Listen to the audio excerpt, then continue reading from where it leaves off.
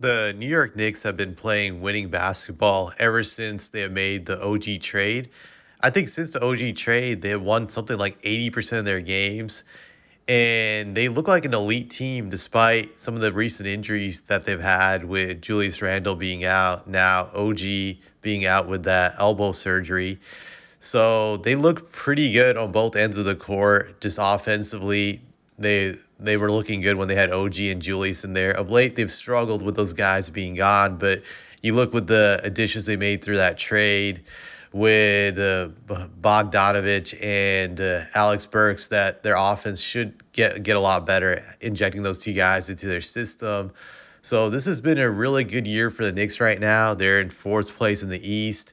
They're just a game behind Milwaukee for third place, and they could possibly surge all the way up to number two. I don't think they will catch the Celtics in any scenario, but I think if they put together another good win streak or another good stretch of playing basketball, the number two seed, in which the Cavs have right now, could be had by them. I definitely think they have a shot of climbing. They could also be a very dangerous team in the playoffs if healthy. They could go on a magical run. I don't know about NBA Finals, but I definitely think they could get to the conference finals if everything clicks. They have the right ingredients.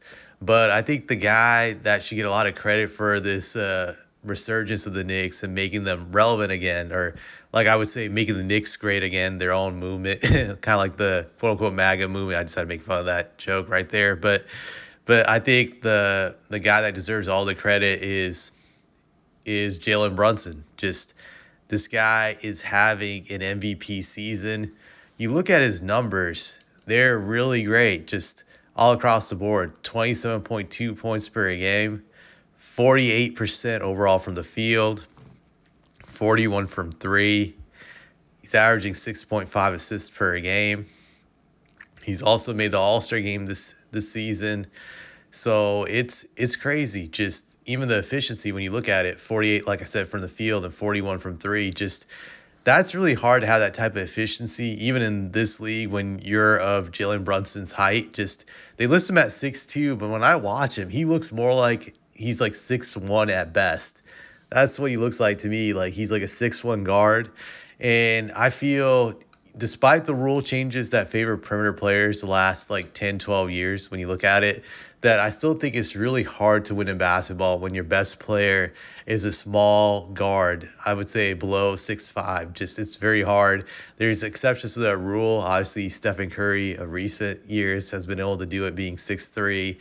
But you look at the history of the NBA, it doesn't happen often.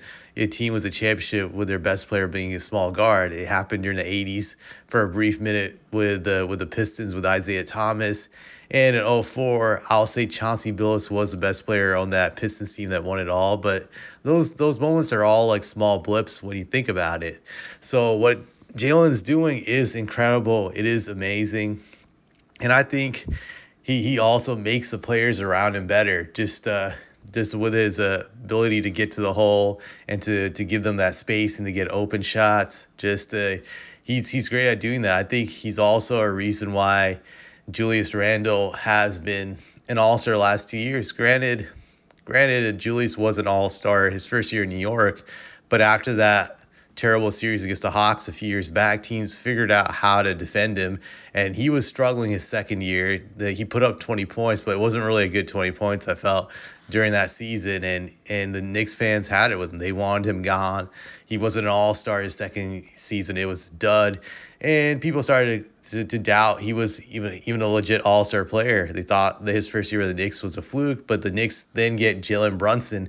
And I think Brunson made the game easier for him again, where teams couldn't trap him like the Hawks had done, and how the rest of the league had copied the strategy when facing the Knicks, that Brunson freed him and allowed him to get easy buckets without the defense being able to key on Julius. So I think that's where you see his impact. And that's why I think he's the best player on the Knicks, because he makes Julius a more efficient player when he's on the court with Julius.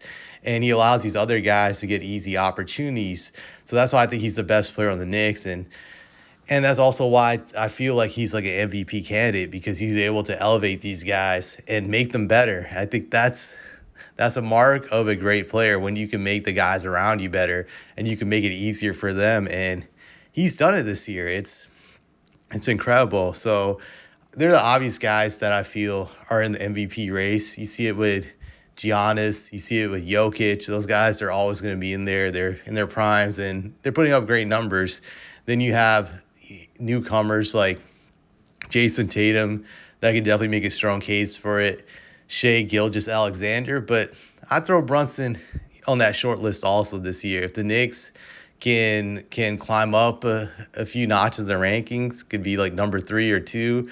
I think he has a strong case for the MVP, but obviously he's probably not I would say he's not the favorite to get it, but he definitely should be on that short list of guys who are playing at the level this year. He's having a magical season.